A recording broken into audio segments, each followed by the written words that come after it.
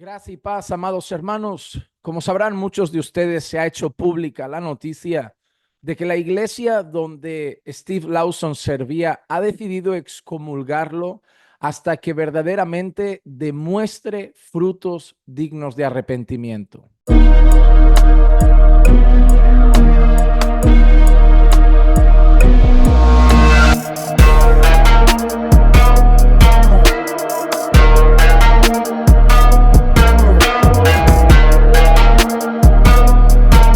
Como comprenderán, en los últimos días, tanto con hermanos como con pastores, como con varias personas, el tema de Steve Lawson ha estado muy presente y estoy seguro que en muchas conversaciones ha servido de ejemplo, ha servido para reflexionar, ha servido para pensar, ha servido para examinarnos a nosotros mismos. Pero una de las cosas que he visto en el ambiente era tanto por algunos que lo afirmaban categóricamente como por otros que se lo empezaban a cuestionar, y es el hecho de si Steve Lawson es un impío, es decir, que si siempre fue como un lobo vestido de cordero, no en el sentido a lo mejor de que quería aprovecharse de la iglesia, pero de que no era verdaderamente un converso. Ha habido opiniones de todo tipo, obviamente hay personas que han aludido a que Steve Lawson sí se ha querido aprovechar de la iglesia, que era verdaderamente un lobo vestido de cordero, no solamente un impío. Otros consideran que era un impío que simplemente no estaba convertido, y otros siguen afirmando que seguramente es un verdadero siervo de Dios, un verdadero creyente que ha caído. Pero el que ha ocasionado esto es lo importante. ¿Por qué hay esa gran duda? Y yo creo que obviamente es por el hecho de que se ha sabido de los varios años de relación ilícita. La Biblia nos muestra cómo debe vivir y cómo debe ser un creyente y cómo luce un impío. Cuando nosotros hablamos de salvación, y esto ya no se trata de arminianos o calvinistas, yo creo que esto lo tenemos que tener todos muy claro. Porque si alguno piensa que es salvo viviendo como le da la real gana, esa persona no ha leído la Biblia en su vida. Esto no se trata de arminianos o calvinistas, esto se trata de lo que dice la Escritura. Y la Escritura muestra cómo es un creyente. La Escritura muestra que la salvación tiene fruto, que la fe sin obras es muerta, y que hay una evidencia en la vida de las personas cuando realmente son salvas, cuando realmente han nacido de nuevo. Y hay cosas que han chocado. ¿Qué cosas han chocado en todo esto? Pues miren, por ejemplo, ha chocado el hecho de que aunque parecía que se había arrepentido voluntariamente y había confesado su pecado, se ha sabido que ha sido bajo la presión del padre de la joven. Es decir, la pregunta es, si el padre de la joven no lo descubre, si el padre de la joven no lo dice, si el padre de la joven no lo presiona, podría haber seguido no 5 años, sino 6, 7, 8 años con este tipo de relación, que hay que decir que él ha afirmado que tenía sentimientos, como que estaba enamorado de la joven, de la muchacha. Ahora, la primera cosa, no ha habido un arrepentimiento al caer, ha habido una confesión cuando se le ha presionado a confesar. Eso ya no nos ha gustado mucho, ¿no? A la luz de lo que esperamos en un creyente que puede caer, pero que confiese sus pecados, ¿no? Que corra en busca de ayuda, que rinda cuentas, que lo haga saber a los ancianos de la congregación en busca de ayuda, que los confiese públicamente, en ese caso también que lo confiese en privado a su esposa, que haga conocer su condición. La otra cosa, 5 años. Se han sabido de 5 años de relación. Pongamos que son 4 y no 5, pongamos que son 3. Son 5 años de algo ilícito, 5 años de algo pecaminoso. No estamos hablando de que alguien ha caído y está luchando. Es alguien que ha mantenido una relación pecaminosa por 5 años. Es alguien que ha sido infiel a la esposa por 5 años. Es alguien que ha ocultado eso por 5 años. Y la Biblia habla de lo que es una caída, y la Biblia habla de lo que es una práctica, un estilo de vida pecaminoso. Y estamos hablando de 5 años.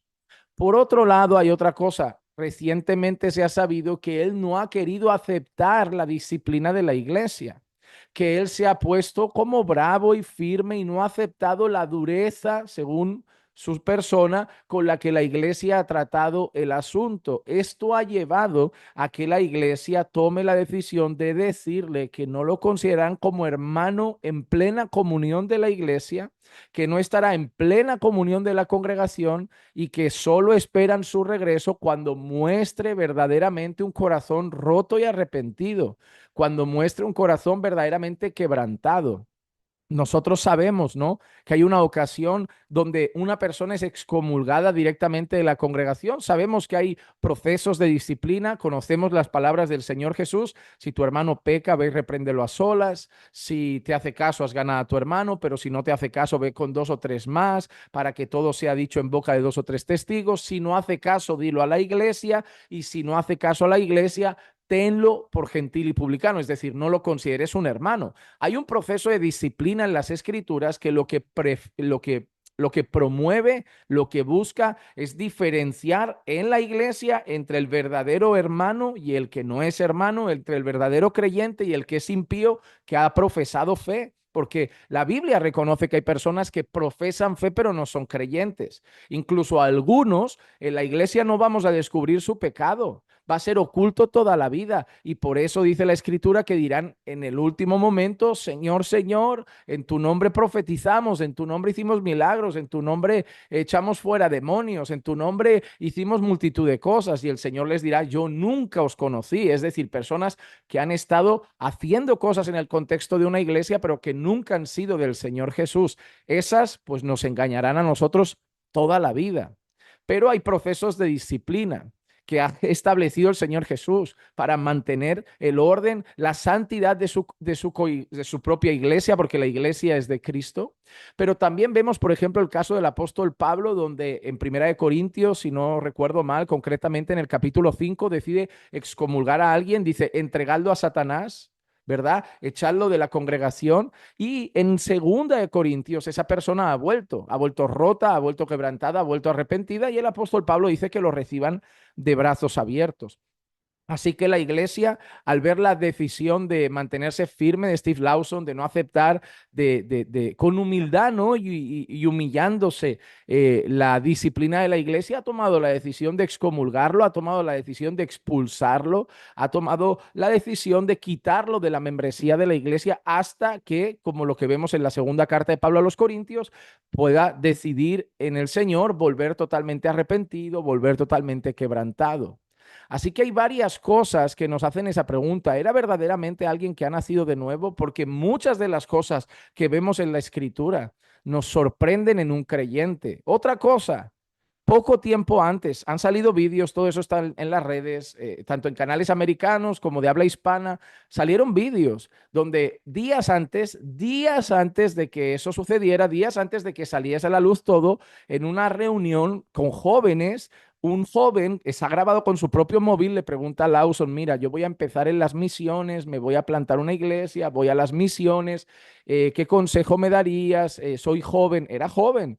Y Steve Lawson decía, no, mira, a mí Dios me ha guardado en fidelidad, me ha guardado en integridad, yo doy gracias a Dios que siempre me ha preservado de todas las tentaciones. Y yo digo, ¿en serio estás haciendo eso y diciendo y alardeando de fidelidad y alardeando de que Dios te ha guardado y alardeando de que Dios te ha mantenido lejos de las tentaciones y en fidelidad? Ese vídeo está ahí, es de pocos días de que antes sucediera y te quedas como, ¿serio? ¿Serio? Con la cara más dura vas diciéndole a otros que Dios te ha mantenido fiel con lo que estabas haciendo. Además, hablamos de 5 años, no solo de esconder una relación, hablamos de 5 años de alguien que ha estado predicando, de alguien que ha estado enseñando, de alguien que ha estado llamando a la santidad, de alguien que ha estado dando mensajes, exhortando, confrontando, diciendo hay que ser fiel, hay que ser fiel, hay que ser fiel, hay que ser fiel. Seguramente en 5 años dando mensajes en la fidelidad del matrimonio, en la fidelidad conyugal, en la vida de santidad, en las tentaciones, en dar todo por Jesús. Y yo, ¿en serio? Mientras lo hacías, son cosas que no cuadran. Así, hermanos, a pesar de que algunos del entorno, sobre todo del entorno más calvinista, por el aprecio a Lawson, por el cariño a Lawson, por la admiración a Lawson, siguen firmes diciendo, oye, con suavidad con Lawson, sí, con suavidad, pero sin engaños, con suavidad, pero sin mentiras. La cuestión de lo de Lawson es que se hace público porque es una figura pública. Estoy seguro que si fuera otra persona de la congregación ni nos enteraríamos, pero él mismo se ha vuelto una figura pública.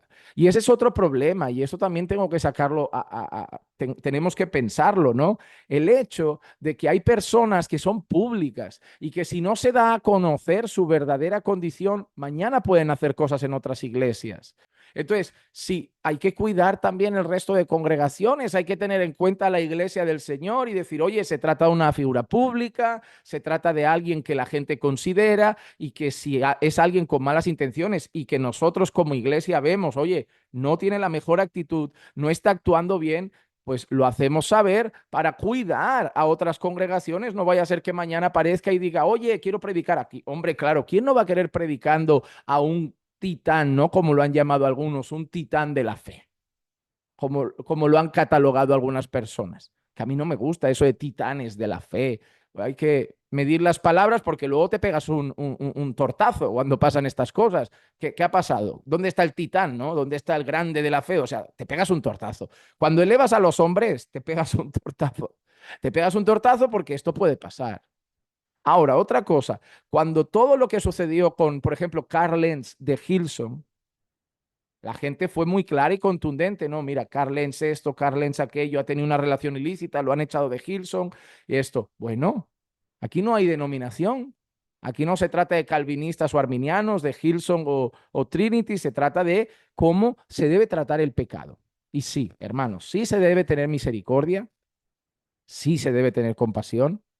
Nosotros hemos tenido procesos de disciplina en nuestra iglesia local y los hemos hecho con lágrimas en los ojos. Hemos llorado, hemos sufrido. Pero por un lado está la disciplina y por otro lado está también el velar y el cuidar por el resto de iglesias locales que están a nuestro alrededor.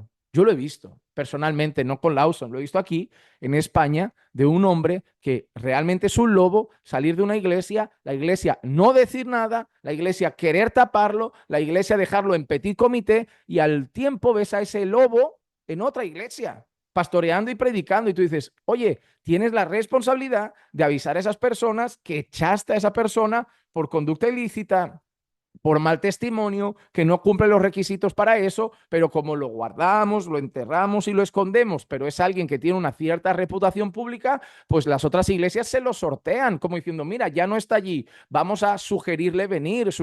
Hay que proteger, hay que cuidar las otras iglesias locales. Hay que tener en cuenta esas cosas. Hay que velar no solo por nuestra congregación. Ay, es que nuestra congregación, si damos a conocer que un pastor ha hecho eso, tendrá mala reputación.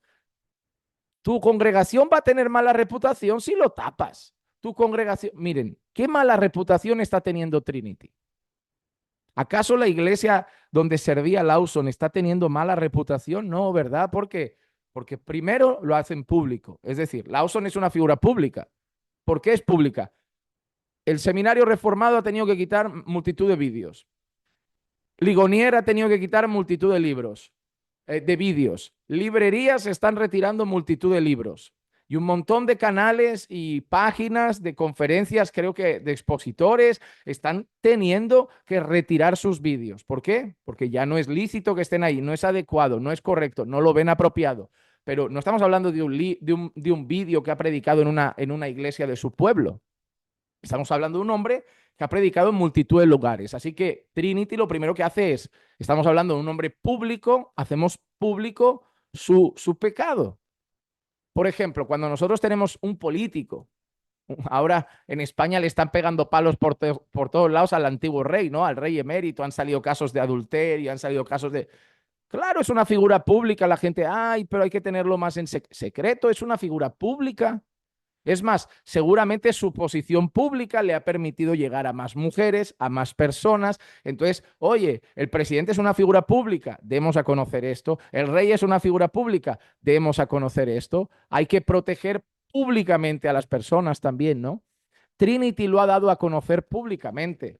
Trinity lo ha tratado, lo ha llevado al arrepentimiento. Primero lo ha quitado de sus funciones, lo ha retirado de su trabajo, le ha retirado sus beneficios. Ahora lo llama al arrepentimiento. ¿No lo acepta? Pues Trinity sigue un proceso. No aceptas el arrepentimiento a la luz de la palabra, con todo lo que has hecho, podemos pensar que no eres un creyente, pues por el momento quedas excomulgado hasta que haya fruto de arrepentimiento y veamos en ti un corazón arrepentido y quebrantado delante del Señor. Nadie puede hablar mal de la iglesia. ¿Qué van a decir de Trinity? No lo ha tapado. A mí me dolería una iglesia que lo lleva en secreto, que lo tapa, que lo esconde y luego nos enteramos de alguna manera que ha tenido un pastor expulsado y que ese pastor pues ahora anda por otro lado porque la iglesia ha querido mantener su reputación de iglesia perfecta, de iglesia recta, de iglesia que no se equivoca, de iglesia que no le falta discernimiento, de iglesia que no falla y simplemente, oye, lo echamos de aquí, lo escondemos entre nosotros y que haga lo que quiera y el Señor ya se encargará. Eso sí que me daría desconfianza de una iglesia que trabaja de esa manera y me daría desconfianza de una iglesia que actúa de esa forma. Yo no creo que Trinity haya quedado en entredicho. Yo creo que ha hecho las cosas correctamente. Puede ser que en todo esto las personas estén hablando de hablar más, hablar menos, decir más, decir menos, más misericordia, menos misericordia. Ahora todos van a por él con odio, no van a por él. Bueno, yo no voy a por él porque yo no lo conozco, yo simplemente analizo el caso desde fuera y pienso y pienso en muchas cosas y realmente me cuestiono. Si ha nacido de nuevo, me lo cuestiono. Como me lo cuestiono de cualquier persona, de cualquier denominación. Y eso es otra cosa, ¿no? Que a veces somos muy suaves con una denominación porque somos más favorables y muy duros con otra denominación porque somos menos favorables a esa denominación. Y aquí se trata de pecado en general y de cómo tratar el pecado, no de la denominación de donde salió el pecado, ni si el predicador es arminiano o calvinista, o si el predicador es pentecostal, bautista o presbiteriano. Se trata de pecado y cómo lidiar con esas cosas. ¿Para qué? Para que al final nosotros como creyentes aprendamos. Porque todo esto tiene que servir para aprender, todo esto tiene que servir para crecer en la fe, todo esto tiene que servir para crecer en cómo manejar estas cosas. ¿Por qué? Porque van a suceder. ¿Qué lección nos da esto? Cuidado con elevarte a alguien como esto, ¿no? A un grande de la fe, a un titán de la fe. Estas expresiones, pues tenemos que tener mucho cuidado a la hora de decirlas porque luego te pegas el tortazo. Segundo, no hay denominación exenta, ¿no? De caídas. O sea, no, hemos visto caer personas que para muchos eran de gran reputación. La caída de Lawson, por ejemplo, ¿no? En el pasado, muchos vieron caer a personas como Jimmy Swaggart, que para algunos era también un titán de la fe, ¿no? Otros, no sé, Joshua Harris, el caso de Joshua Harris, muy conocido por sus libros, cuando dije no a las citas románticas o di no a las citas románticas, de una línea pues muy conocida por nosotros y finalmente un hombre apóstata, ¿no? El caso de Ravi Zacarías, un apologeta, hemos visto sus conferencias, hemos visto cómo ha dejado callado a ateos, cómo ha defendido la fe, cómo ha defendido la palabra, cómo ha defendido la veracidad de las escrituras y toma, al final una vida secreta de ilícitas, de cosas ilícitas y de inmoralidad. Aquí no se trata de denominaciones, porque hemos visto en iglesias que son súper conocidas, iglesias top entre el calvinismo de hoy, que han tenido pastores que ya no están ahí, que han desaparecido. ¿Qué ha pasado con ese hombre que cantaba, que pastoreaba, que hacía? O sea, hay, hay. Primero hay que entender que hay lobos en todas partes, hay lobos arminianos y hay lobos calvinistas. Y hay que entender que hay falsos creyentes y hay impíos en todas partes. Por eso no hay que elevar a nadie. No hay que tener una estatua en el corazón. No hace falta tener una estatua en la repisa del despacho, de la librería. No hay que tener una estatua en el corazón. No hay que elevar a nadie. Todo esto tiene que servir para aprender, para la iglesia, para nosotros, para examinar nuestro corazón. No estamos exentos de caer, obviamente. Hay una diferencia entre caer y pasarte años en una práctica traicionando a tu esposa. Es así, claro, traicionando a tu esposa, a tu familia, a tu iglesia durante años. Es distinto a caer, todos podemos caer, obviamente, pero sí, hay que tratar todo esto con gracia, hay que tratar todo esto con misericordia. Alguien me dijo una vez, ¿a ti te gustaría que si caes hicieran un vídeo tuyo? Lo harán, lo harán. Si yo caigo y se da a conocer públicamente, a no ser que lo escondan, pero si lo dan a conocer públicamente, ¿se hará un vídeo? No, se harán tropecientos. Y lo harán calvinistas, arminianos, lo harán pentecostales y bautistas. Todo el mundo, un montón de personas de varias denominaciones dirán cosas en privado, en público, canales podrán hacer vídeos. No, no veo el motivo por qué no, porque tú has hecho vídeos, tú has estado públicamente, tú has enseñado públicamente, tú te has expuesto públicamente, tú te has dado a conocer públicamente, pues las consecuencias serán públicas. Si fuera una persona que es totalmente anónima, se quedaba en casa lo sucedido. Cuanto más público eres, más repercusión tu caída.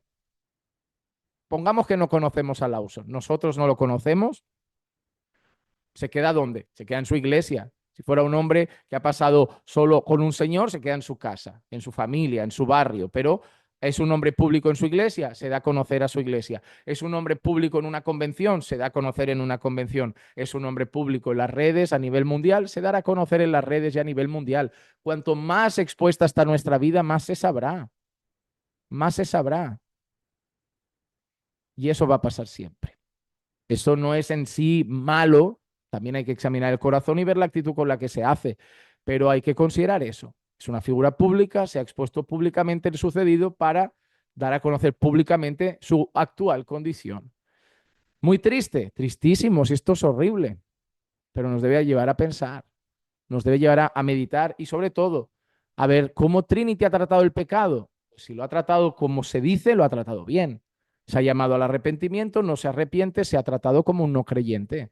Si fuera creyente estaría roto, roto, orando, lamentándose, ayunando, quebrantado y buscando la restauración de su familia todos los días, pero no se pondría duro contra la reprensión, ¿no? La aceptaría con humildad. Al final, nadie mejor que la iglesia, ¿no? Para tratar el caso de Lawson. Nosotros solo podemos sacar conclusiones externas, ideas externas de lo que ha sucedido, desde fuera, desde lo que se ve, pero sirven para nosotros, para nuestras congregaciones. Yo no sé dónde tú congregas, pero para ver cómo se trata ahí el pecado, cómo se trata y qué responsabilidad se da al testimonio, a la vida de santidad, al rendir cuentas, a que las personas estén al corriente, cómo está la vida de la gente que sirve en ese lugar.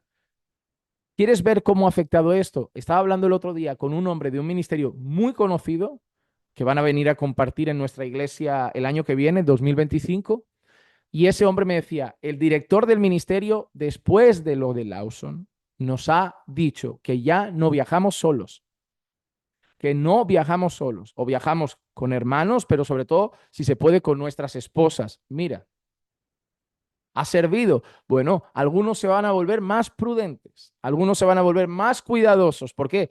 Porque saben que pueden ser seducidos, que pueden ser tentados, que pueden pasar cosas. Mira qué buena decisión, ¿no? A partir de ahora vais a viajar acompañados. Vuestras esposas viajarán con vosotros. Esto de andar solos en conferencias, andar solos por ahí viajando y predicando, no. Acompañados, para que alguien vele por vosotros, para que ojos estén sobre vosotros y estéis guardados de cualquier peligro y tentación. Sí, se puede hacer una trampa. Sí, pero se le pone difícil, ¿no? Al final el creyente pone barreras, pone límites, pone obstáculos para que no pase.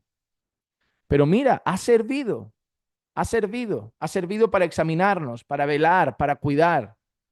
No es que sea dureza contra esa persona, pero te voy a decir una cosa, el Señor en su soberanía y providencia usa todo para tratar con su iglesia y hasta esto que ha pasado, horrible y triste, sirve para cuidar la iglesia del Señor. Y yo creo que al final es lo que tenemos que aprender, cómo cuidarnos más nosotros y cómo cuidar más la iglesia. Así que Dios nos guarde, hermanos, que Dios nos guarde en santidad, que Dios nos guarde dando un buen testimonio, porque las repercusiones de las caídas pueden afectar no solo a nuestra casa, sino hasta nuestra iglesia local y a veces a muchas más personas. Que Dios nos guarde para poder vivir dignamente, como dicen las Escrituras, para que viváis de la manera digna de vuestro llamamiento, para que viváis de la manera digna del Evangelio. Que Dios nos ayude, que Dios nos ayude, a ti, a mí y a todos sus hijos.